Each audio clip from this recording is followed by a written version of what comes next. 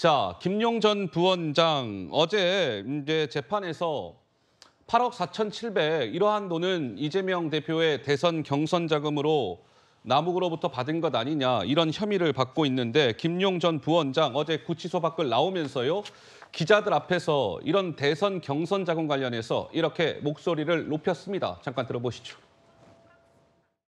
재판을 치르면서 지금 진실이 드러나고 있습니다. 이재명 대표 모르게 경선자금 준비하셨다는 입장 그대로세요? 전혀 경선자금 따로 준비한 거 없고요. 이재명 대표님 같은 경우 원칙에 따라서 우리는 선거를 치렀을 뿐입니다. 자, 김용 전 부원장 저렇게 얘기를 했는데 어제 재판에서는 또 이렇게 주장을 했습니다. 한번 보시죠. 먼저 검찰에서는 이렇게 얘기했습니다. 김용이라는 사람이 2021년 2월 유동규에게 광주 쪽을 돌고 있다면서 대선 자금 용도로 20억 정도를 요구했다. 검찰은 이렇게 얘기했는데 김용 씨 같은 경우는 광주 전남을 내가 내려간 적은 있지만 비용도 십시일반해서 각자 냈습니다. 조직 운영 비용도 들지 않았습니다. 이재명은 몰랐습니다. 이재명 몰래 우리가 한 거예요. 그러니까 김용 씨의 주장은 예비 경선 때의 비용은 이재명 대표 몰래 각출하거나 사비로 십시일반했다. 이재명 대표와의 연관성을 강하게 부인했다. 뭐 이런 겁니다. 박원석 의원님은 저 김용 전 부원장 이재명 당시 대표는 몰랐다라는 저 주장은 좀 설득력이 있다라고 보십니까? 어떻습니까? 뭐 김용 씨의 일관된 주장이죠. 네. 그리고 지금 뭐 이 정진상 씨도 마찬가지 입장을 표하고 있고 남욱 씨나 정민용 씨나 유동규 씨 같은 경우에는 당시에 어쨌든 경선 자금으로 김용 씨한테 돈을 전달했다라는 진술이 일치해요. 이게 결국에는 이제 재판부가 어떻게 이걸 판단할 거냐, 검찰은 어떻게 입증할 거냐 여기에 달려 있는 문제라고 보고요. 다만 지금 검찰 수사가 다소는 조금 소강 국면에 접어든 것 같다라는 느낌을 받습니다. 아하. 그러니까 별도로 이제 새로운 어떤 그 사실이 확인되거나 새로운 증거가 확인되거나 이런 거 없이 법정에서 계속 이제 유동규 씨하고 혹은 김용 정진상 씨하고 공방만 되풀이되는 상황인데 예. 8억 4,700만 원을 어디서 언제 어떤 방법으로 전달했다라는 것에 대해서 유동규 씨가 구체적인 기억이 없거나 아니면 종전에 진술했던 게 좀 바뀌는 검찰 입장에서 보기에는 입증에 다소 좀 난항이 있는 이제 그런 얘기들을 하고 있어서 예. 이후에 재판에서 검찰이 이걸 어떻게 입증해 나갈지 좀 지켜봐야 될 것 같고요. 저는 김용 씨는 뭐 앞으로도 계속 일관된 입장을 취할 거라고 생각합니다. 이재명 대표는 몰랐다. 뭐 이런 취지의 주장들. 그러니까 최후의 경우에도 어쨌든 예. 이재명 대표하고 연결고리는 끊어야 되기 때문에 아하. 저 입장에는 변함이 없을 거고요. 설사 이 움직일 수 없는 그런 어떤 이 증거에 의해서 그게 드러나도록 자기 선에서 끊겠다. 이런 입장이 애초부터 분명해서 예. 저 입장에 변화가 있을 것 같지는 않습니다. 근데 정미경 의원님, 이게 통상적으로 근데 상식적으로 봤을 때요. 이제 김용 씨는 그런 거잖아요. 그때 예비 경선 때의 비용은 이재명이라는 분은 몰랐어요.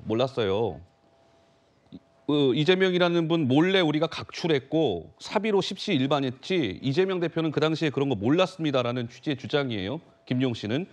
통상적으로 봤을 때, 상식적으로 봤을 때 김용 전 부원장의 설명 좀 설득력이 있는 겁니까? 어떻습니까? 설득력이 없죠.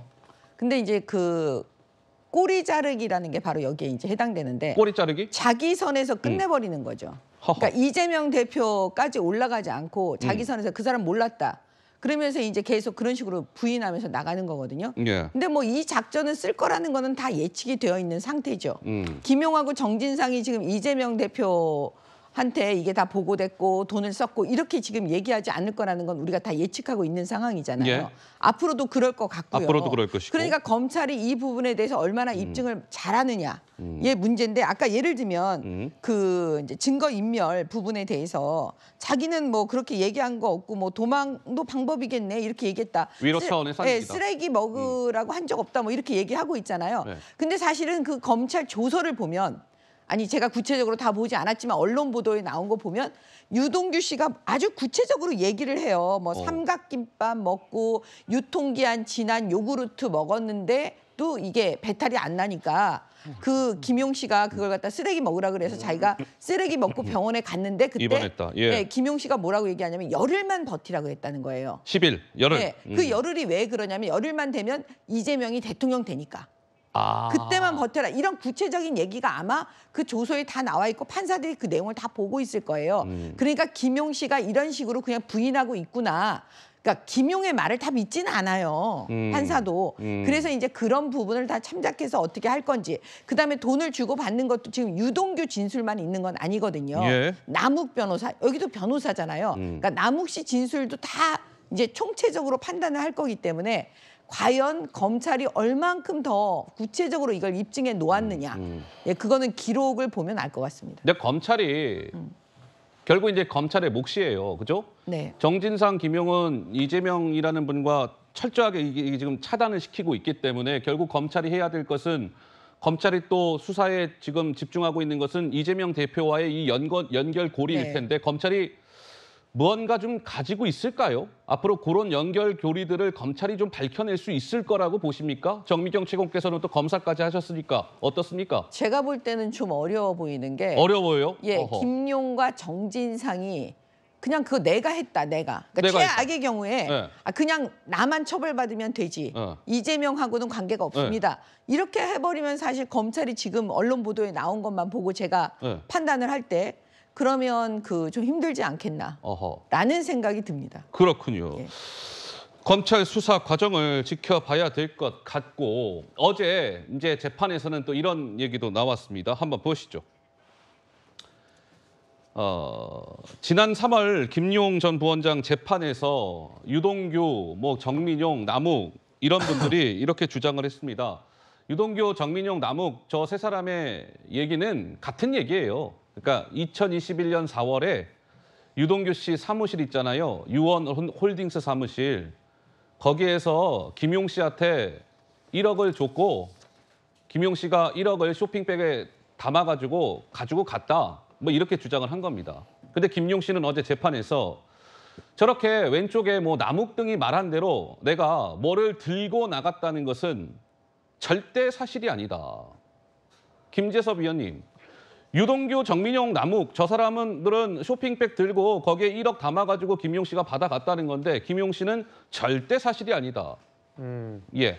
이게 유동규 씨, 정민용 씨, 남욱 변호사의 이야기가 그 전에 언론 보도도 많이 나왔지만 네. 굉장히 구체적이었잖아요. 네. 뭐 쇼핑백이 어떻고, 뭐 금액이 뭐 양쪽 어떻고. 여기 팔에 네. 껴서 뭐 가고 뭐. 예. 저기도 저 부분에 대한 진술들이 저 세 명의 진술들이 굉장히 일치하고 구체적이라는 데에서는 사실 그간의 언론 보도에서도 많이 증명된 바입니다. 근데 김용 씨의 부인은 굉장히 간단하죠. 그냥 그런 적 없습니다라고 이야기를 하고 시점에 관한 이야기도 집중적으로 물어봤었거든요. 검찰이 물어봤다고 알려져 있는데 예. 아니 유동규 씨가 2020년에 그 경기관광고사 퇴직하고 나서 뭐 퇴직 같다는 소식을 나중에 듣고 그냥 뭐 겸사겸사 방문했다. 뭐 이렇게 이야기를 하고 있는데 글쎄요. 그 당시만 해도 유동규 씨랑 김용 씨는 굉장히 가까운 사이였다라는 것을 뭐 충분히 우리가 예측할 수가 있고요. 예. 많은 소통들을 했었는데 퇴직한 것도 모르고 몇 개월 뒤에 지난 시점에 공교롭게 왜 그때 그러면 유동규 씨를 방문했느냐에 대한 대답은 사실 명쾌하게 하지 못하고 있는 상황입니다. 네. 몰랐습니다. 그냥 뭐 퇴직한지 모르고 그냥 방문했습니다. 이렇게 하기 때문에 그 돈을 들고 나갔다라고 하는 사람들의 진술들은 일관되고 구체적인 반면에 김용 씨의 주장이라고 하는 것이 사실 뭐 그냥 막연하게 난 그런 적 없다라고 이야기하고 좀 두루뭉술하고 조금 신뢰가 갖기 어려운 듯한 말들이 좀 많기 때문에 전 누구의 편을 들어주느냐? 전 당연히 돈을 들고 나간다고 주장하는 사람들의 말에 조금 더 저는 신뢰를 갖게 됩니다. 그러니까 돈을 줬다고 지금 주장하는 유동규, 정민용, 남욱 이런 사람들의 증거는 굉장히 구체적이란 말이에요. 네. 그러니까 뭐 그날 유원홀딩스 사무실에서 줬고 뭐 흡연실에 뭐 가 있었는데 뭐가 이게 보였고 제 기억에 그런 얘기도 했던 걸로 기억하는데 이게 4월이잖아요. 근데 그때 뭐 이게 뭐 햇빛 같은 게 뭐 흡연실에 뭐 많이 들어와 가지고 뭐 약간 또 뭐 약간 뭐 더웠던 기억이 났다고 그랬나요? 하여튼 뭐 이런 증언들이 구체적인데 유동규 씨, 김용 씨는 안 받았다고 하면서도 그냥 뭐 구체적이진 않아요. 그냥 뭐를 들고 나갔다는 것은 절대 사실이 아니다. 뭐 이렇게만 얘기하고 있단 말이죠. 박원석 의원님, 어느 쪽 말에 조금 더 신빙성이 있다고 봐야 될까요? 그러니까 어떻습니까? 결국 이 신빙성은 진술이 얼마나 구체적인가. 그리고 얼마나 일관된가, 그리고 관련된 사람들의 진술이 일치하느냐 이런 걸 보고 재판부가 종합적으로 판단하지 않겠습니까? 그런 면에서 세 사람의, 즉 김용 씨가 돈을 받았다라고 얘기하는 사람들의 진술이 일치하고 좀 일관된 측면이 있지 않습니까? 네. 김용 씨는 그걸 그냥 부인하고 있을 뿐이고 김용 씨 측 입장에서는 이게 만약의 경우에 어쨌든 혐의가 이게 확정이 되더라도 자기 선에서 끊는 게 일단 훨씬 더 중요한 목적이기 때문에 어쨌든 본인이 안 받았다고 얘기하지만 저 세 사람이 얘기하는 진술의 일관성이나 구체성을 반박할 그런 정황을 가지고 얘기하는 게 아니고 그냥 부인하는 거여서 글쎄요, 뭐 재판부가 판단은 내리겠습니다만 김용 씨 주장이 신빙성 있게 채택될 가능성이 그렇게 높아 보이지는 않고요. 예? 근데 김용 씨는 그것까지도 감안해서 어떤 진술을 하고 있다고 봅니다.